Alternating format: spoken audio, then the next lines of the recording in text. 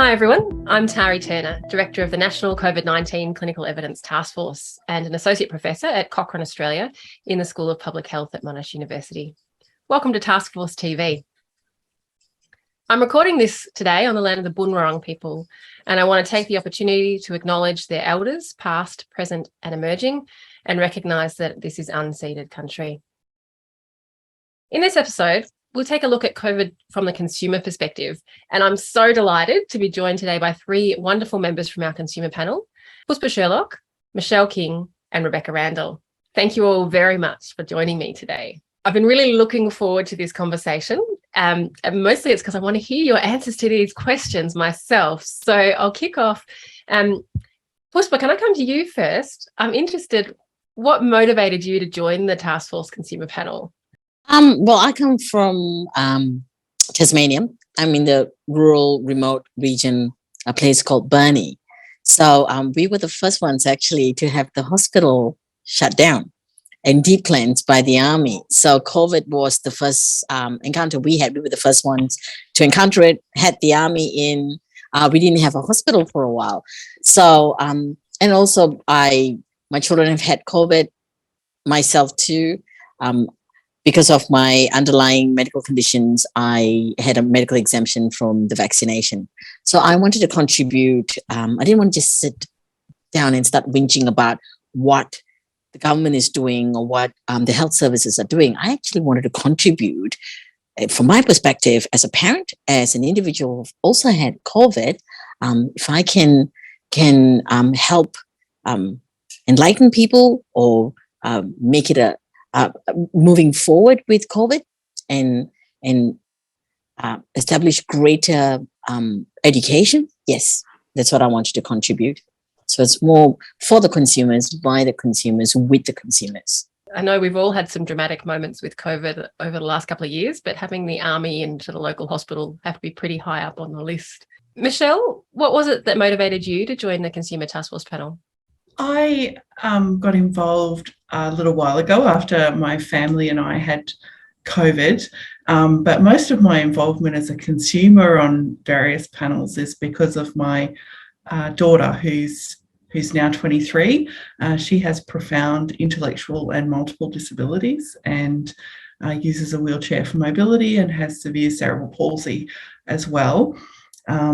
She has had a lot of history with lung issues. She doesn't have a purposeful cough, so whenever anything happens or she comes down with something, she can get pneumonia, and she's had a lung collapse before while in hospital. So, like everybody, we found the early days of COVID very stressful because we had her as a high-risk person. And yeah, I just felt that her view is often one that's not represented because she's unable to communicate herself. And I can't speak for her, but I can speak for a family where that's our central concern. So after we had COVID as well, and I was actually in the virtual ward, I was quite sick with it up here in Brisbane. We had a virtual ward and I was in there for a couple of weeks. So hospital at home, basically. I just thought that this was a good way to offer my consumer experience and have a contribution to how COVID was being handled at a kind of clinical level and throughout Australia. And it's just been such a fantastic opportunity to contribute. We're so grateful for bringing that richness of experience and also the extra complexity that the challenges your daughter faces to the conversation. Thank you. Rebecca, you've been with the consumer panel for the longest of the three today. What was it that motivated you to join the Task Force Consumer Panel?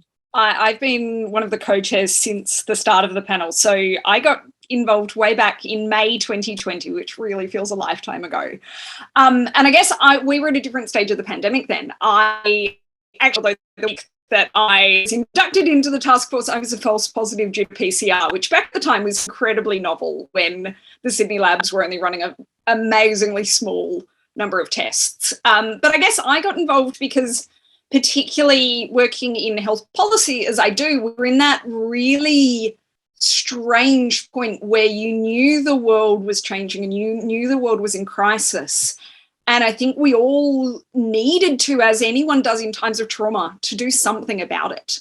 And so when the Consumers Health Forum advertised for co-chairs, I had also worked with the team at Cochrane Australia, Annie, our methods chair of consumer panel.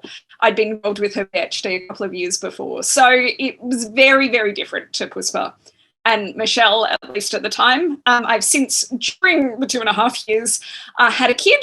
So I had one of the Kevins, as I call them. She's now 18 months old, which, Tari, that must make you feel old, because it certainly does me. And that was really interesting. She was born 6 weeks early. So while she and my husband and I have had COVID, it was much milder. And my husband and I were fully vaccinated by the time we got it a few months ago. It has been really interesting living through it. And I guess just the other thing I'd add is I have become increasingly convinced that living guidelines are the way of the future. I'd known about the concept, which is part of why I wanted to get involved, but it's been amazing seeing the way they've been used. And it has just been we've had 3 iterations of the consumer panel to date as the different waves of the illness have gone on. And it's just been incredible and a joy, a privilege. Sorry, I shouldn't be so effusive, but I genuinely mean it, because I think our little panel, I can't speak for the other panels, but we've got so much heart and so much different experience, and being one of the conduits of the truly magnificent contributions that people like Michelle and Puspa and all the other members have given has been just one of the highlights of the last couple of years for me. The guidelines are being written for clinicians. The primary role of the guideline is to inform clinical decision making. And you guys have a unique perspective on how the guidelines are made, and you've obviously had more opportunity perhaps than most consumers to be exposed to the content of the guidelines. So acknowledging that they're not primarily written for consumers, I'm interested, perhaps we'll start with you, Michelle. What do you think are the key messages for consumers from the guidelines in their current form? I think one of the interesting things for me is I tell everyone who I talk to who's interested in COVID that anyone can look at the guidelines and get information about things they might be concerned about, or medication they might have been prescribed, or concerns they have for other people. And it's this amazing, and yes, it is aimed at clinicians, but there are a lot of incredibly well-informed consumers out there from across Australia who are perfectly able to engage with the guidelines themselves and read the evidence for themselves, which I think I totally agree with Rebecca. I think these kind of living guidelines are the future of how we should be approaching all complex areas of medicine, so that people can directly click through and see the evidence behind the recommendations that are being made. And that is a really important aspect. It's not the only aspect of consumer advocacy and work and listening to consumers, but it is really important that be open and accessible, that anyone can go and look at all aspects of the guidelines and be informed. It's not about using it as Dr. Google in a negative way, because Dr. Google for consumers is positive. People should be informed about themselves, their bodies and their healthcare, and these kind of guidelines are a really the cutting edge of how to do that in future, I think, in a way that respects the role of clinicians but respects the role of consumers in decision making. Tony, can I just jump off, Michelle, because you've made that's a beautiful point. And I think the way that I often think about it is this pandemic has really been a jump forward in the democratization of healthcare.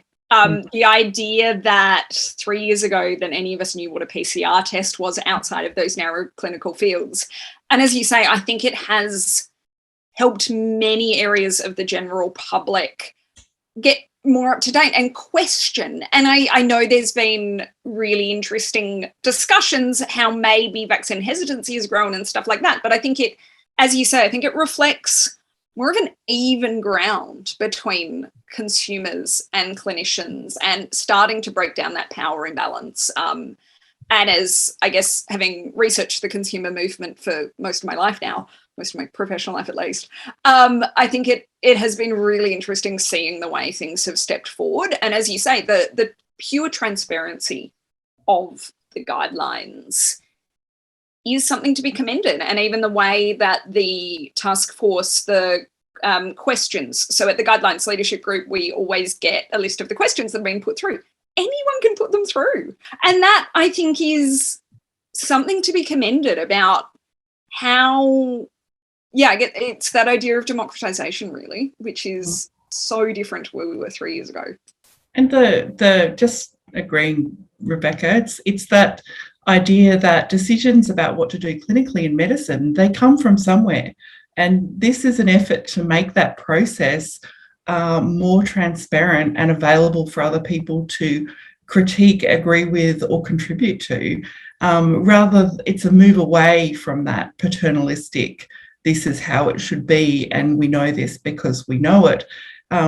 All of that is based on science, good, bad, or indifferent science. And I think it's a real recognition that how difficult it is for even clinicians to keep up with the science.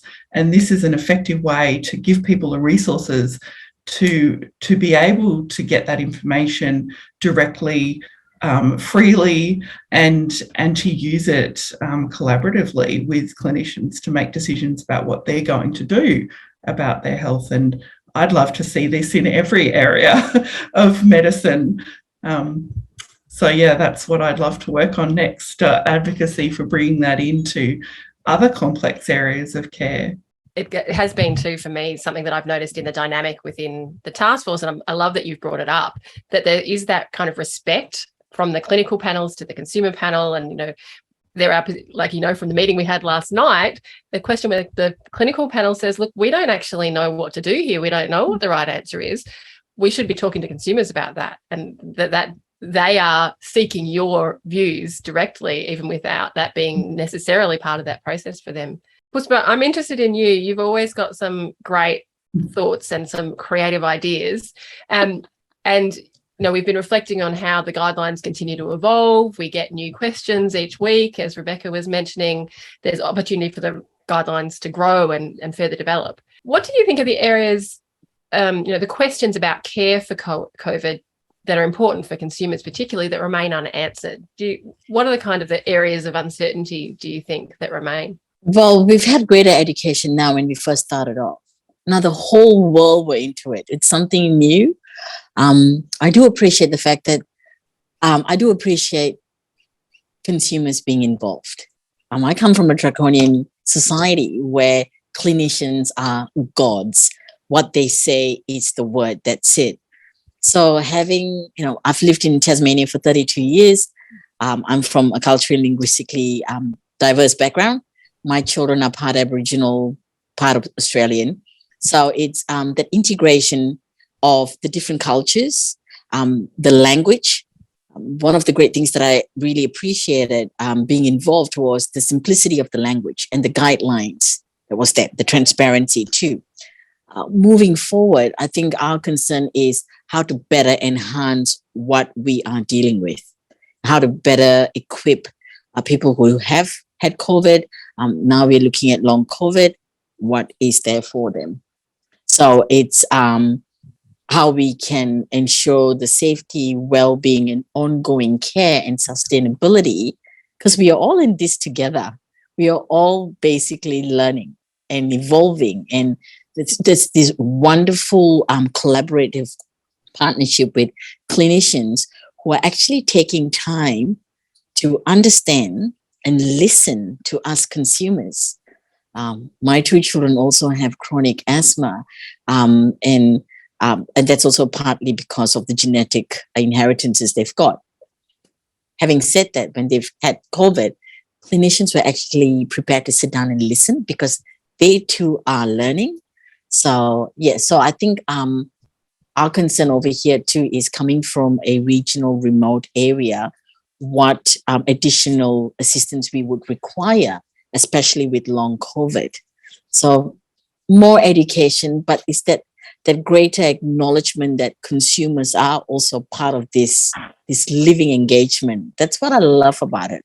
think that's a really interesting point, Puspa, and that the fact that nobody knew anything about this in March 2020 and nobody was pretending that they knew anything about this has meant that we've learnt together and we've been able to say, look, we don't know. And maybe that has changed the dynamic a bit for between clinicians and consumers. And you mentioned long COVID too, right? We're just at the beginning of that journey as a society, working out how we prevent and treat long COVID. And that's going to be an important piece going forward.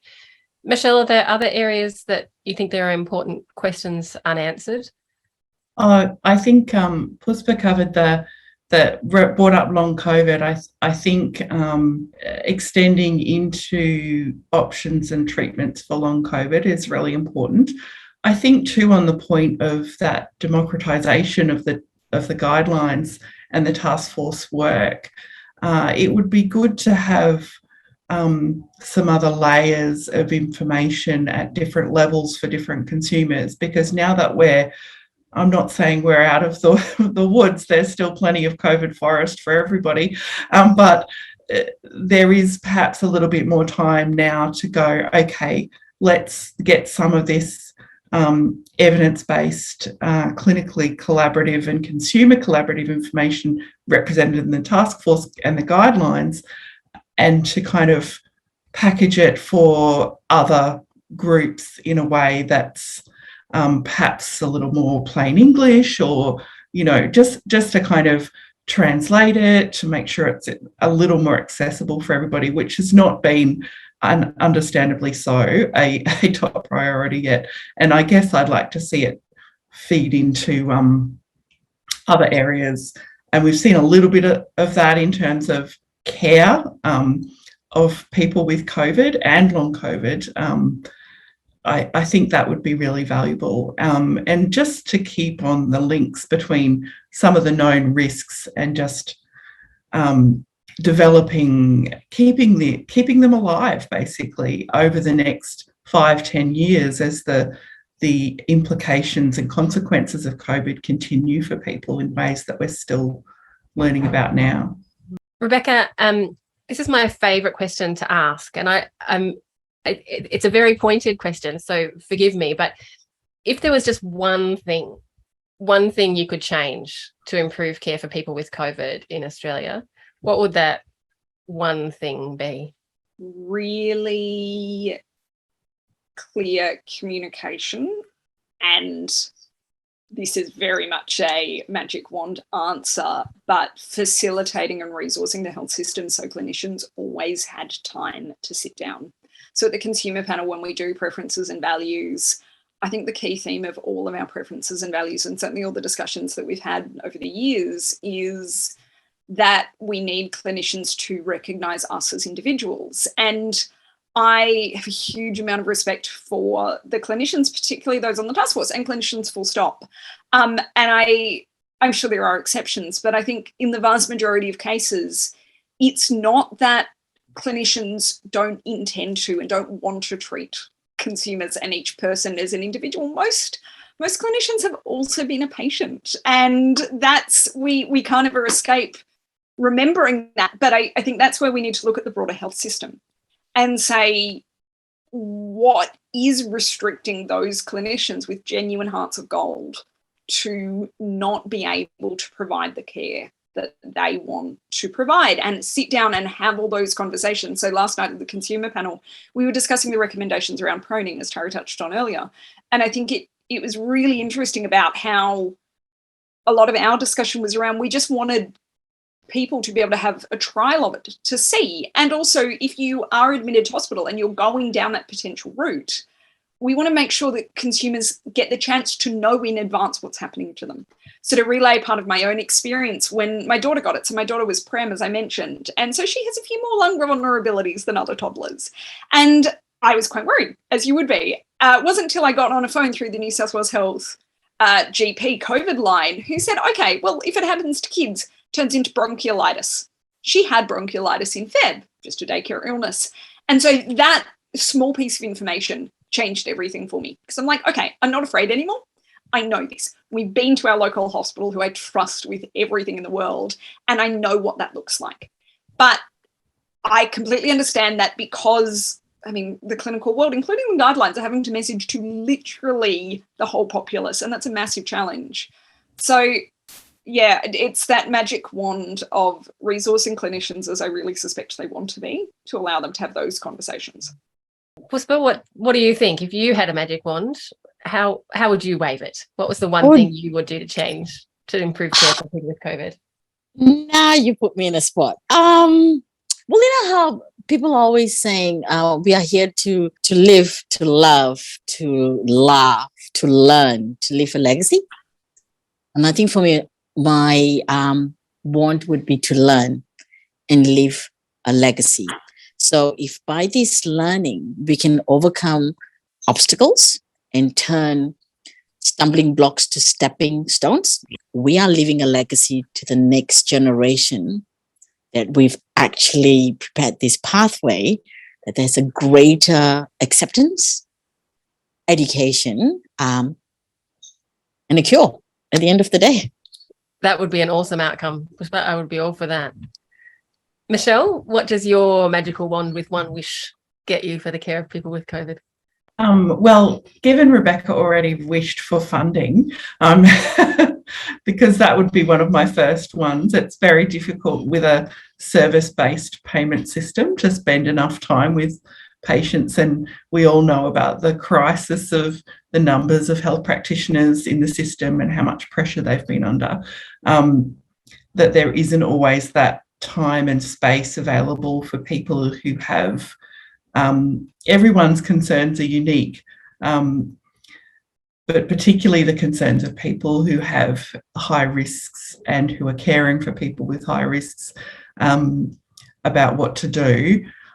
I think my magic wand would be around trying to actually implement some solutions to the big problems that we had earlier in COVID, where we had known weaknesses in the system that still exist. So people in aged care, people in disability care, how to support people. Like, there was very little information and support for people. My daughter lives at home, for example, but has very severe disabilities, relies on support staff that we employ. There was almost no information about how to manage that, linking up information between sectors, so between health and NDIS, for example, health and Centrelink. And I feel like we all got through it, and we cobbled some solutions together so that we got through it, but we didn't solve a lot of those problems. And I feel if there was another pandemic tomorrow, we would be back in the, so what do I do as a parent of someone with extremely high risk who's left at home with no support, no information about how to pay my staff, no real information about how to access emergency healthcare, what to do with school, and all of the other factors that we all dealt with at the time. And we got through it, which is great, and I have confidence we'd get through it again. But I feel like perhaps we're missing the opportunity to go, let's build those links between systems, let's look at some of the weaknesses, let's provide consumers with more information in places where they're going to find it.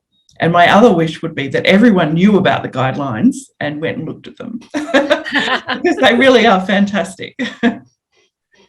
Thank you so much for all of your answers today, but I particularly love that. I'm sure that people watching and listening to this can see why I was looking forward to this conversation. I love your ambition, a cure for COVID, a well-resourced health system, and an integrated and linked up health environment. I think we're all on board for that. So thank you all very much for joining me for this session today. I really appreciate it, and I hope that everybody has enjoyed this conversation as much as I have. Please remember that you can send in questions and topics for our next episode, where we'll speak to another group of experts. Let us know what you'd like to have asked, and we'll ask them for you. Until then, thanks for watching Taskforce TV, and see you next time.